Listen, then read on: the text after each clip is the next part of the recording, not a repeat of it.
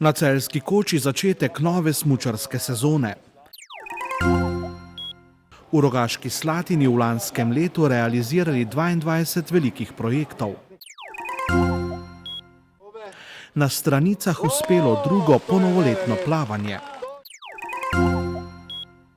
Košarkarji Rogaške Slatine v prvi tekmi v novem letu premagali Šenčur.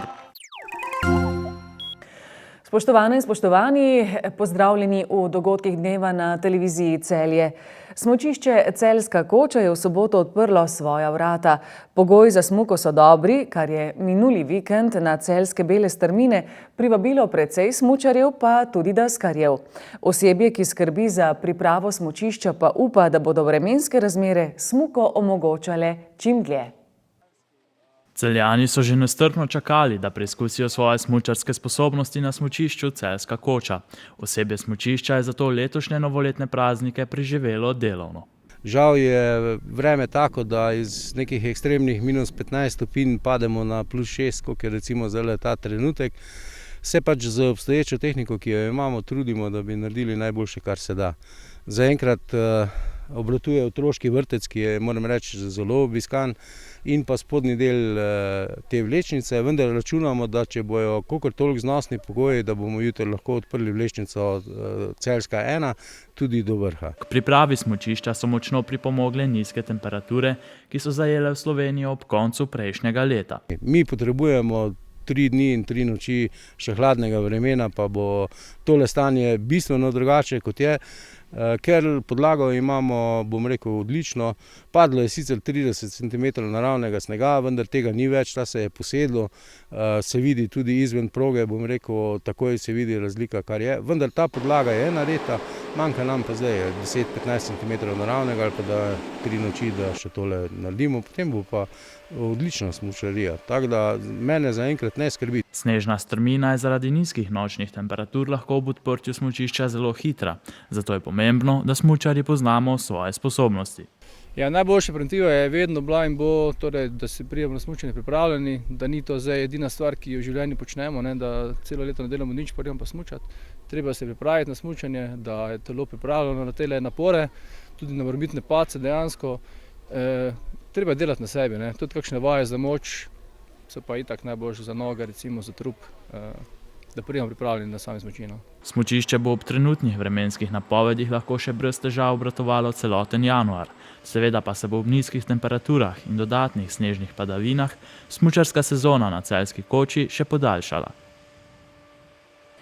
V občini Rogaška Slatina dosežke v letu 2014 ocenjujejo kot zelo uspešne, saj so pod streho spravili kar 22 velikih projektov. S tem so celo presegli zastavljene cilje.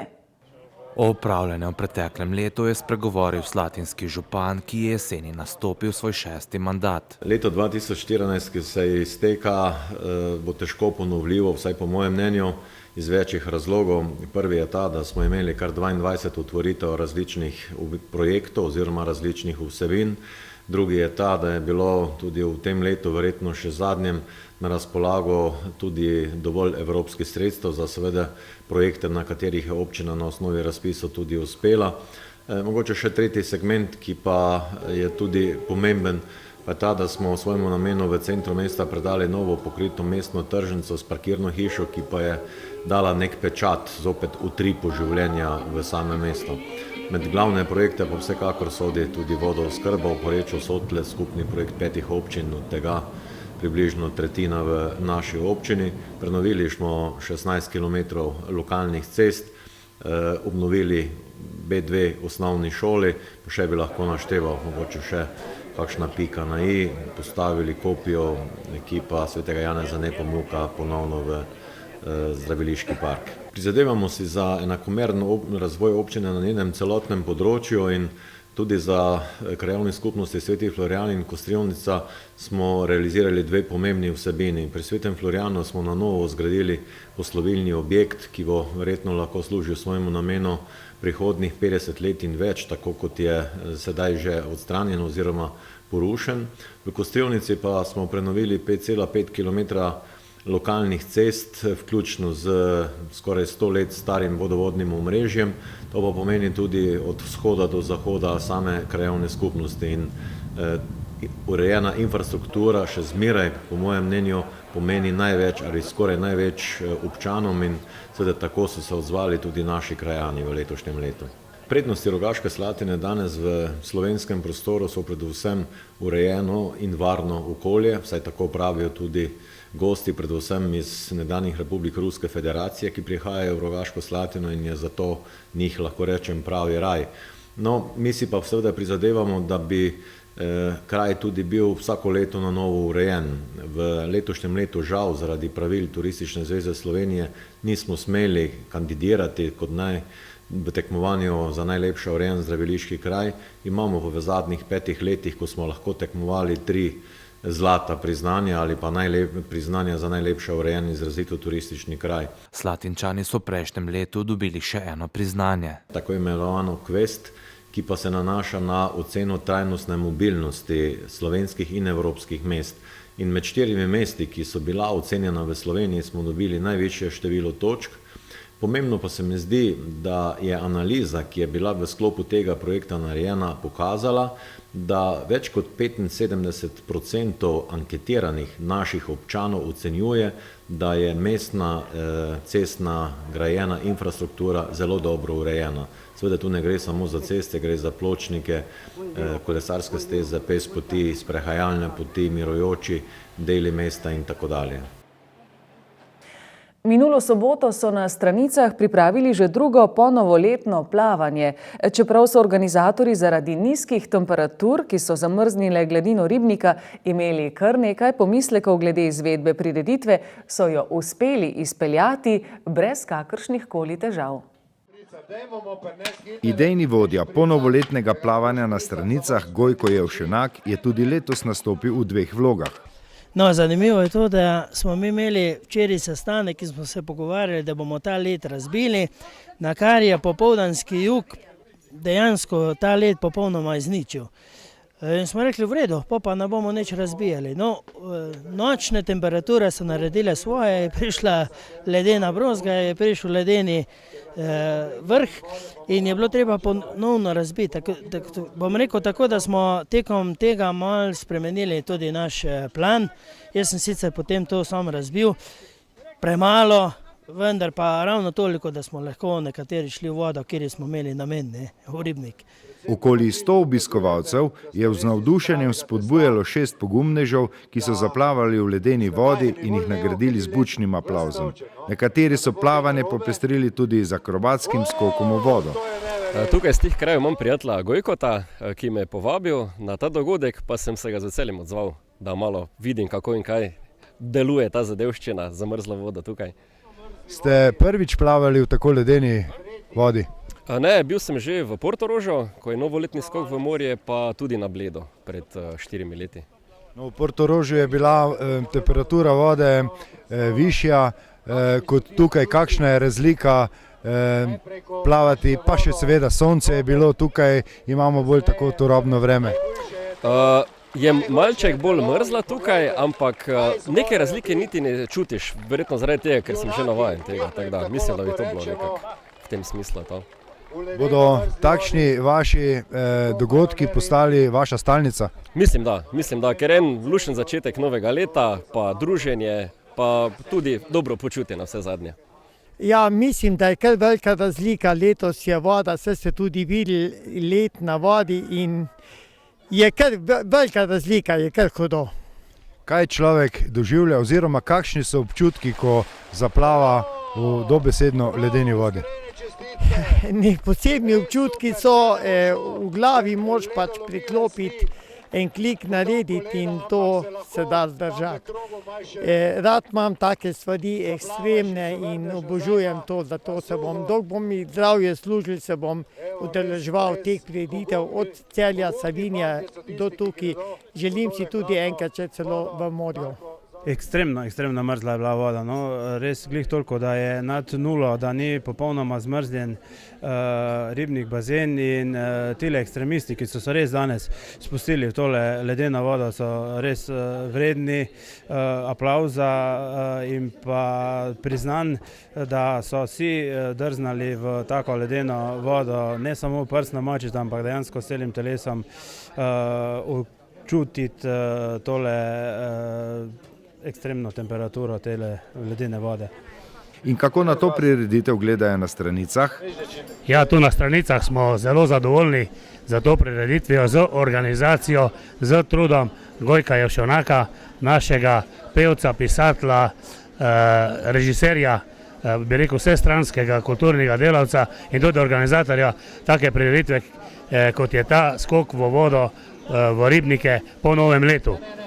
Kot ste videli, obiskovalcev je bilo veliko, tudi veliko pogumnih, ki so skočili v vodo, pokazali svoje spretnosti in svoje zdravje. Je pa tako, kot sem že prej povedal, da je to zdravilna voda, naša zverovščica in ta voda, toliko, ko bi bilo negativnih, toliko ona da pozitivnih efektov, ko so prišli ven.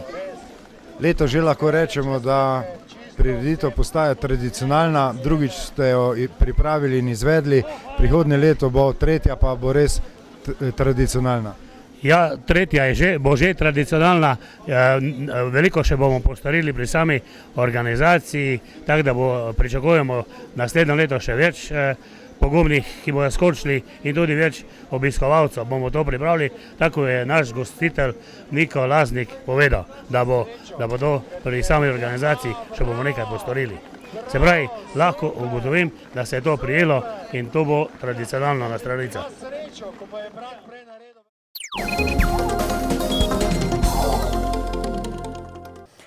Košarkarji so v prvi slovenski ligi odigrali prve tekme v novem letu. Vodilni Tajfun je zadnje uvrščeno Elektro v Šoštanju ugnal za 43 točk, po tekmi pa je šoštanski ligaš prekinil pogodbo s Tadejem Horvatom.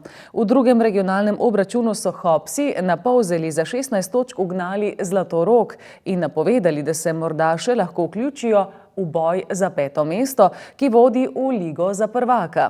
V mestu Vrelcev so Slatinčani premagali ekipo iz Šenčurja na Gorenjskem. Ekipa Damjana Novakoviča je tekmo odigrala brez krilnega centra Milivoja Mijoviča, ki ima poškodovano koleno. Izjemno izkušena gostujoča zasedba je držala ritem z rotacijo 10 igralcev in boljšim metom z razdalje. Prvo občutnejšo prednost 7 točk so si Slatinčani priigrali sredi tretje četrtine. Gorenjska vrsta, kjer po točkovnem učinku ni izstopal nihče, je v 32 minuti še zadnjič povedla. Domače je to dejstvo prebudilo, saj so v 4 minutah naredili serijo 9-0.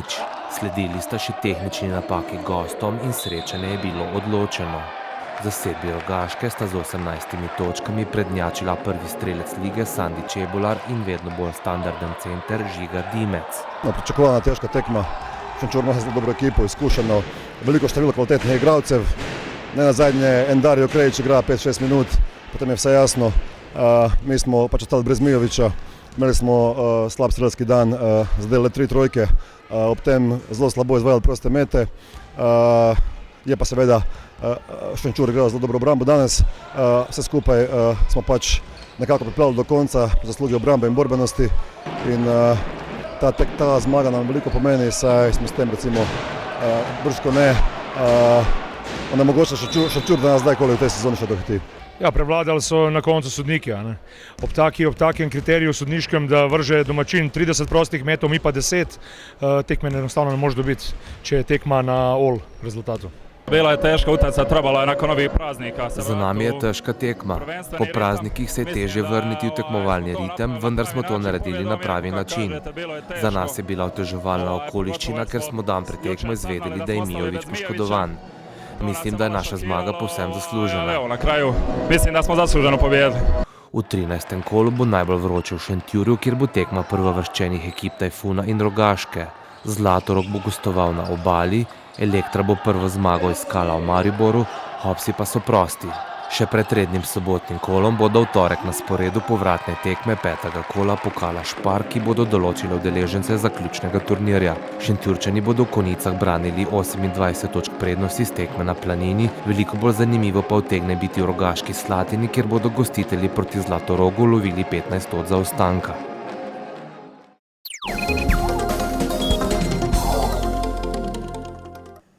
Jutri bo pretežno jasno, le dopoldne bo v vzhodni Sloveniji še zmerno do pretežno oblačno. Ponekod na jugovzhodu bo zjutraj rahlo snežilo. Najnižje jutranje temperature bodo od -2 do -7, najvišje dnevne od 1 do 6 stopinj Celzija. V sredo in četrtek bo predvsem v zahodni in ponekod v srednji Sloveniji pretežno oblačno, drugod delno jasno, z jutranjo meglo po nižinah.